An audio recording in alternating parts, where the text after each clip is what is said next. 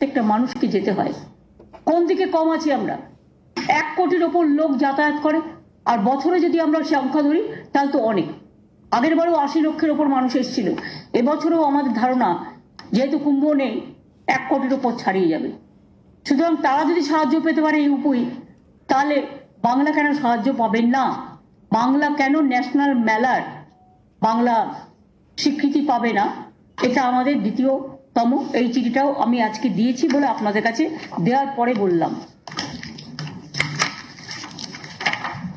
Covid আমি আপনাদের আগেও বলে দিয়েছি, আর এটা অবশ্য গভর্নমেন্টের ভিউ আমি নিশ্চয়ই বলবো না, এটা আমাদের দলের ভিউ, কিন্তু যেহেতু আমি এখান থেকে প্রেস করছি তাই এই চিঠিটাও আপনাদের দিয়ে দিচ্ছি।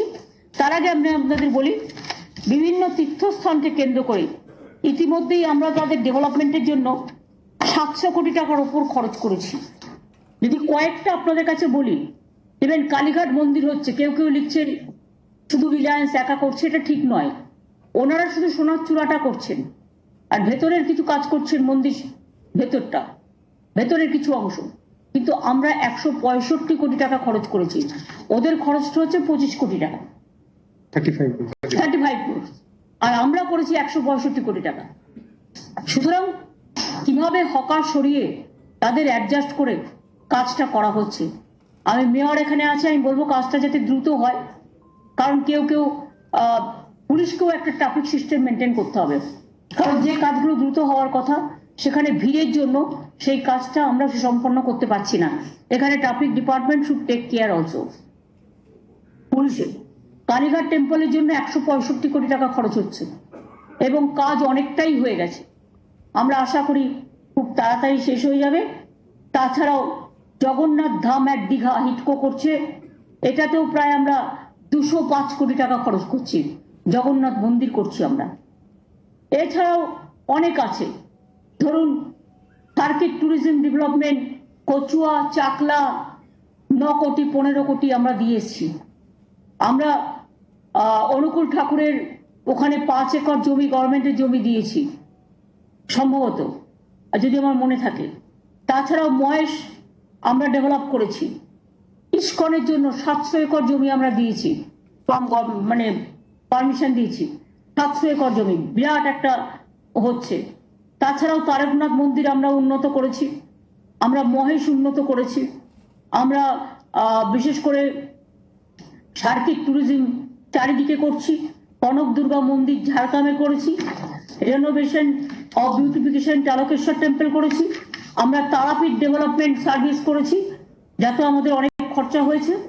তারাপীঠ পরে আমরা বলছি এটা হচ্ছে ভামরি দেবী টেম্পল, এটাও জলপাইগুড়িতে আছে, আমরা করেছি। জলপেশ মন্দিরও করেছি। তারপরে আমাদের ওই মন্দিরটা যেটা হচ্ছে পুড়ে গেছিল, কি জানো, রিনোভেট করেছি, আবার টাকা দিয়েছি। দেবী চৌধুরানী মন্দির, এগুলো আমরা নতুন করে করেছি, রিনোভেট করেছি। তাছাড়াও বাঁকুড়া বলুন, বীরভূম বলুন, নদিয়া বলুন, আপনার তারাপীঠ যেমন আছে, আমরা এবার ফুল্লরা মন্দিরের জন্য 1 কোটি টাকা দিয়েছি। আমরা নলহাটেশ্বরী টেম্পলের জন্য 1.17 কোটি টাকা দিয়েছি, 1.17 লাখ, 1 কোটি 17 লাখ। বক্রেশ্বর হট স্প্রিং এরিয়াতেও আমরা টাকা দিয়েছি। ট্যুরিজম ইনফ্রাস্ট্রাকচার আমরা কঙ্কালীতলাটাও করেছি, সতীপীঠ। আমরা বিউটিফিকেশন অফ কনকলতা টেম্পল ওটাও আমরা করেছি। তাছাড়াও আমাদের পাথর চাপড়ি আমরা ডেভেলপ করেছি, খুব সুন্দর দেখতে। ফুলপুরা শরীফেও আমরা অনেকটা টাকা দিয়েছি।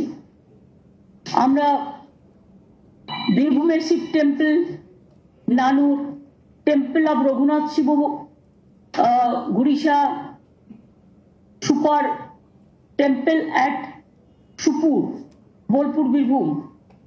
তারপরে বর্ধমানে 21টা শিব টেম্পল নানুরে, সেখানেও আমরা হেল্প করেছি।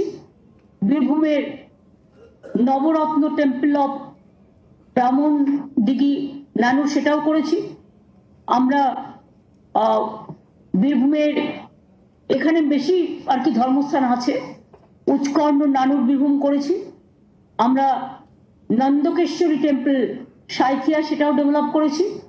আমরা কুচবিহারের Kamteshwari temple Kamteshwari, renovation of Madan Mohan Temple, renovation at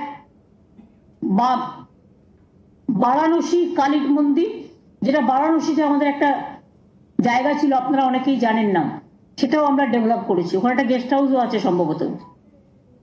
আমরা কুচবিহারে Anandamayi Dharamshala guest house, maintenance of temple Coochbehar, this দেবোত্তর সম্পত্তি, সেখানেও ডেভেলপ করেছি। তাছাড়াও মদন মোহন তালা, যেগুলো তো আমি আগেই বলেছি।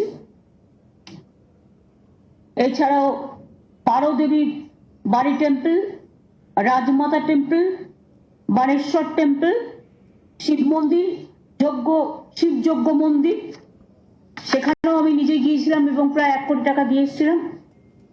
renovation of Adarshanagar Temple, Siliguri, Chief Temple of Jamuna Tourism, Darjeeling, development of Bharmi Devi Temple, Nataraj Tourism Property of Tarakeshwar, আমরা জয়রামবাটি কামারহাটি থেকে শুরু করে, বোলপুর থেকে শুরু করে, দক্ষিণেশ্বর থেকে শুরু করে, তারাপীঠ মন্দির থেকে শুরু করে, কালীঘাট থেকে শুরু করে, তারকেশ্বর থেকে শুরু করে, জলপেশ শিব মন্দির থেকে শুরু করে, ভূকৈলাস মন্দির থেকে শুরু করে, ফুরফুরা শরীফ থেকে শুরু করে, 16 আনা মসজিদের উন্নয়ন করা থেকে শুরু করে, এরকম প্রচুর কাজ আমরা কিন্তু করেছি। জায়ের থান থেকে শুরু করে, মাঝি থাট থেকে শুরু করে অনেকটাই আমরা করেছি। সবটা বলতে গেলে হয়তো আপনাদের অনেকটা টাইম লেগে যাবে। আমার কাছে পুরো লিস্ট আছে, কিন্তু তবুও 2-1টা না বললে নয়। যেমন ওঙ্কারনাথ মন্দিরের জন্য আমরা রাস্তাও তৈরি করে দিয়েছি, যেটা প্রায় আমাদের 13.17 কোটি টাকা খরচ হয়েছে, গেট করে দিয়েছি। তাছাড়াও আমরা জলপেশ শিব মন্দিরের জন্য 31.7 কোটি টাকা খরচ করেছি, এটা জলপাইগুড়িতে। যেমন দেবু চৌধুরী মন্দির টন্দির আপনাদের আমি বললাম। তারপরে ধরুন পূর্ব মেদিনীপুরে অনেকগুলো করা হয়েছে, তার মধ্যে সিদ্ধানাথ টেম্পল নন্দীগ্রাম রিয়াপাড়া, সেখানেও আমরা 17.46 কোটি টাকা দিয়েছি। এবং যদি দেখে নেন কয়েকটার মধ্যে, গঙ্গাসাগরের 36.41 লাখ, 36 কোটি 41 লক্ষ আমরা লাইটিং এর জন্য খরচ করেছি, এবং মোট 250 কোটি টাকা আমরা খরচ করেছি। এরকম প্রচুর, প্রায় 700 কোটি টাকা আমরা গভর্নমেন্টের পক্ষ থেকে আমরা বিভিন্নভাবে খরচ করেছি। তাছাড়াও গঙ্গাসাগর মেলার জন্য 250 কোটি টাকা এক্সট্রা খরচ করেছি। কালীঘাটের কাজও আমি আশা করব 1 বৈশাখের আগে যাতে কমপ্লিট হয়ে যায়।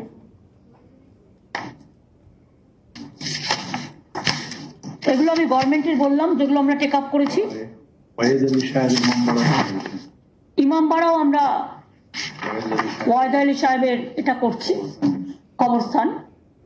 সেরকম তো অনেক আছে, ঘুটিয়া শরীফ আছে, ফুরফুরা শরীফ আছে, পাথর চোপড়ি আছে, 16 আনা মসজিদ আছে, অনেকগুলো আছে।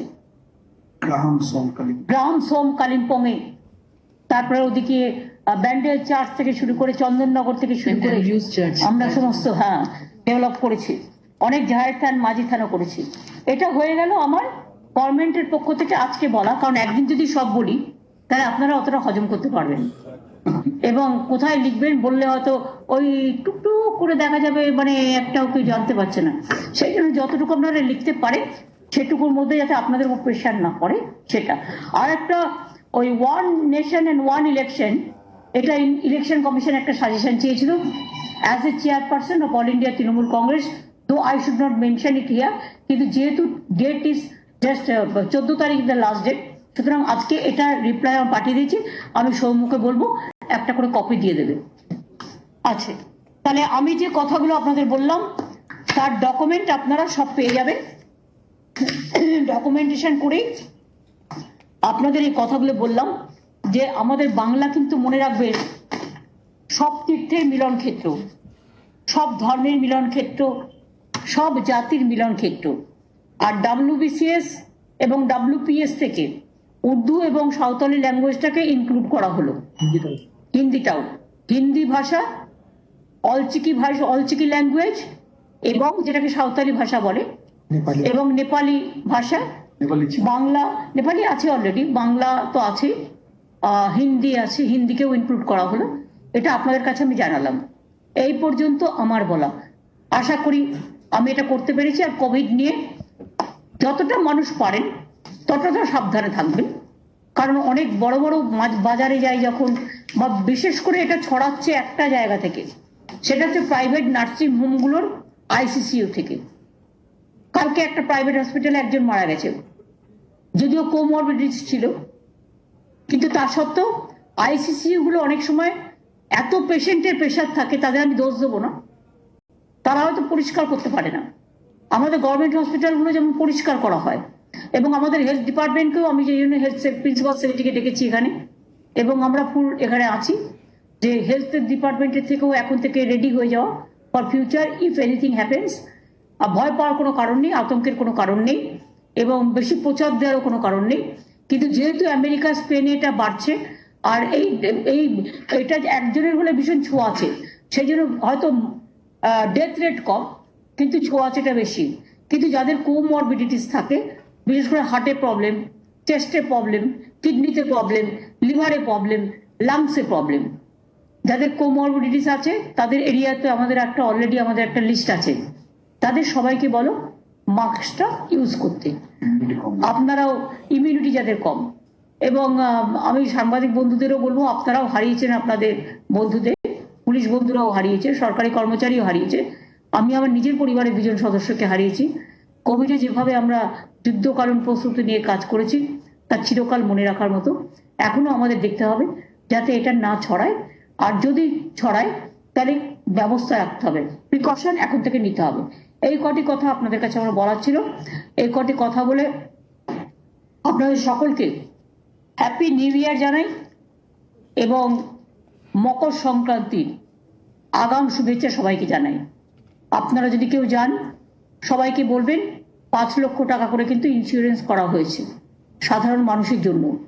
প্রশাসন থেকে শুরু করে, মিডিয়া থেকে শুরু করে, প্রত্যেকটা অর্গানাইজেশনের, তীর্থযাত্রী থেকে শুরু করে, এটা সকলের জন্যই লাগু থাকবে 9 থেকে 17 পর্যন্ত। এটা মাথায় রাখবেন। এবং আমরা চেষ্টা করছি সাধ্যমতো, আমাদের মিনিস্টারদের টিমও যাচ্ছে, আমি নিজেও ঘুরে এসেছি, আমি কলকাতাতেও ঘুরে এসেছি। টোটাল কোঅর্ডিনেশন মনিটরিং চলছে, আমাদের 24x7 মনিটরিং চলবে। আপনাদের সহযোগিতা আমরা কামনা করি।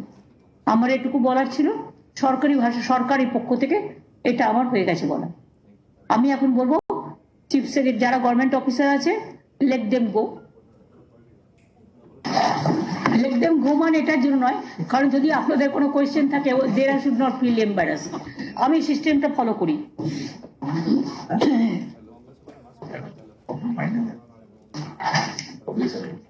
Government servant, public servant.